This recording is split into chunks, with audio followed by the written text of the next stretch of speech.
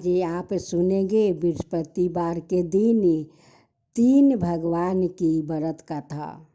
अब आप सुने माँ लक्ष्मी की कथा। एक बूढ़ा ब्राह्मण था। वो रोज पीपल को जल से सींचता था। पीपल में से रोज एक लड़की निकलती है और कहती है, पिताजी मैं आपके साथ जाऊंगी। यह सुनते सुनते बूढ़ा दिन पर दिन कमजोर होने लगा। तो ब्राह्मणी ने पूछा कि क्या बात है। ब्राह्मण बोला कि पीपल से एक लड़की निकलती है और कहती है कि वो भी मेरे साथ चलेगी। ब्राह्मणी बोली कि कल ले आना उस लड़की को। जहाँ 6 लड़कियाँ पहले से ही हमारे घर में है, वो 7वीं लड़की और सही। अगले दिन ब्राह्मण उस लड़की को घर ले आया। घर लाने के बाद ब्राह्मण आटा मांगने गया तो उसे पहले दिनों की अपेक्षा आज ज्यादा आटा मिला। जब ब्राह्मणी वो आटा सानने लगी तो लड़की ने कहा कि लाओ माँ, मैं सान देती हूँ। जब वो आटा सानने बैठी तो परात भर गई। उसके बाद माँ खाना बनाने जाने लगी तो लड़की बोली कि आज रसोई में मैं जाऊंगी। तो ब्राह्मणी बोली कि ना, तेरे हाथ जल जाएंगे। लेकिन लड़की नहीं मानी और वो रसोई में खाना बनाने गई तो उसने तरह तरह के 36 व्यंजन बना डाली और आज सभी ने भर पेट खाना खाया।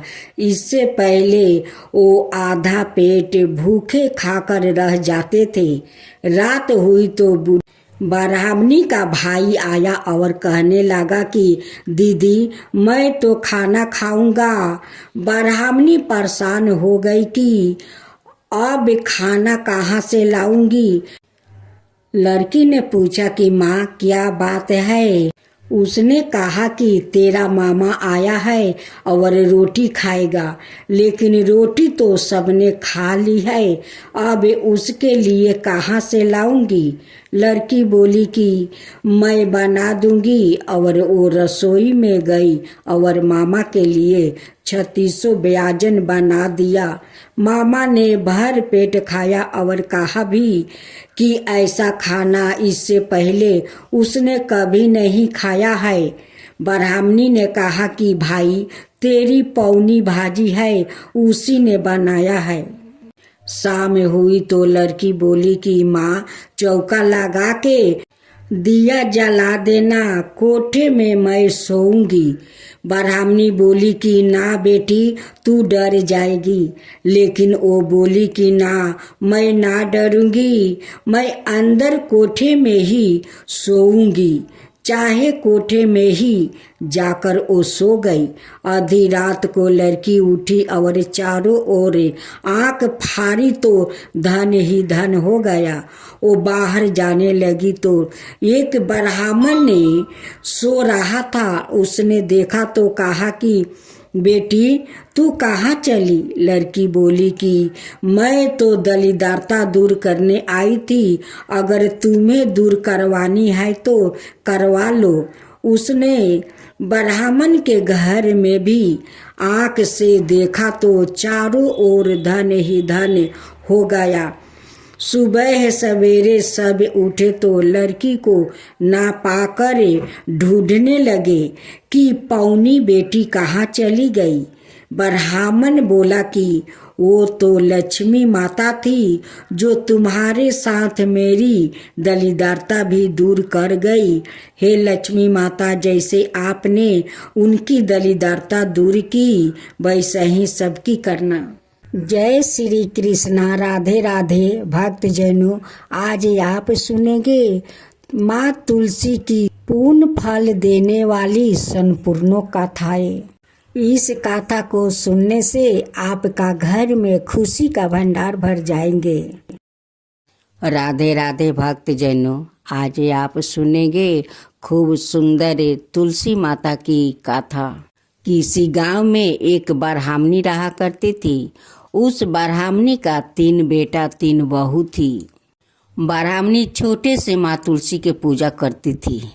वो बिना पूजा किए वो कभी भोजन नहीं करती थी। पहले माँ तुलसी का सेवा करती, उसका बाद वो भोजन करती थी। रोज सुबह उठकर वो सारा तुलसी में जल देती थी। वो अपना आंगन में पूरा तुलसी का पौधा लगाई थी। रोज सुबह उठकर तुलसी में पानी देती थी। हर बृहस्पतिवार के वो गंगा से जल लिया कर और उस सारे तुलसी के पौधा के ऊपर जल छिटती थी। ये सब देखकर तीनों बहू को अच्छा नहीं लगती थी। वो कहती है कि तुम सुबह उठकर उस गाछ के तुम पानी देती हो और गंगा से जल लिया कर छिड़कती हो, तो उस पौधा तुम्हें क्या देता है? वही काम अगर घर के करो तो तुम्हारा पेट भरेगा। और उस पौधा को सेवा करती हो तो तुम्हें पौधा खाने को नहीं देते हैं। तुलसी उनकी श्रद्धा भक्ति देखकर एक बूढ़ी का रूप धारण करती और रोज आकर कहती, माई तू क्या करती है? वो कहती है कि देखिए, मैं तो तुलसी का सेवा कर रही हूँ, अपना तुलसी के ऊपर जल छिड़क रही हूँ।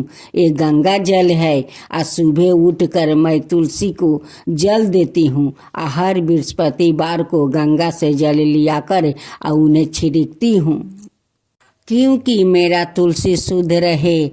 इसी तुलसी से तो सभी भोज में तुलसी ले जाते हैं। और विष्णु, गोपाल, बजरंगी सभी को तो इसी पत्ता से भोग लगता है। उसलिए इस पौधों को हमेशा मैं सर सफाई रखती हूँ।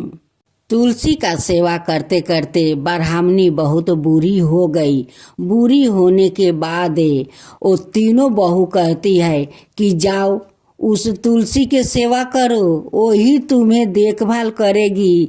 तुम क्या घर के काम करती हो? हम लोग के सेवा करती हो कि हम लोग तुम्हारी सेवा करूं? जाओ उसी पौधा के पास जाओ, वही पौधा तुम्हें सेवा करेगी। ब्राह्मणी बेचारी बूढ़ा हो गई। वो नहीं उठ पा रही थी और नहीं कुछ कर पा रही थी। वो तीनों बहू मिलकर ले जाकर उसी तुलसी के पौधा के पास सुला देती है और कहती है कि यही पौधा तुम्हें देखेगी। तुम इस पौधा को सेवा करती हो तो पौधा तुम्हारी सेवा करेगी। अब तो ब्राह्मणी बेचारी उसी तुलसी के पौधा के पास जाकर बहू तीनों सुला देती है, वहीं पर पड़ी रहती है। अब नहीं तीनों बहू देखने आती है और नहीं बहू को एक गिलास जल देती है।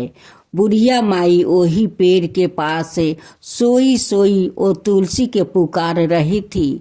बुढ़िया माई का पुकार सुनकर तुलसी माता आती है, लोटे में जल लेकर कहती है कि माई तू जल खाएगी, ले जल खा ले माँ। ब्राह्मणी बूढ़ी माई कहती है कि बेटी तू आ गई, आओ, तुझे तो मैं पुकार रही थी। देख मेरे तीनों बहू मुझे इस तुलसी के पौधे के पास सुला दी और देखभाल नहीं करती है, नहीं एक गिलास जल देती है। तुलसी कहती है कि माँ अब तेरा कष्ट नहीं होगा, दुख सहना नहीं पड़ेगा। तुलसी माता बूढ़ी माई को वो जल पिला देती है। उसका बाद बूढ़ी माई का प्राण निकल जाता है। सब गांव वासी आते हैं और बूढ़ी माई को शमशान ले जाते हैं और उन्हें गति करते हैं। लेकिन तीनों बहू नहीं आई अपना सासू माँ को देखने के लिए।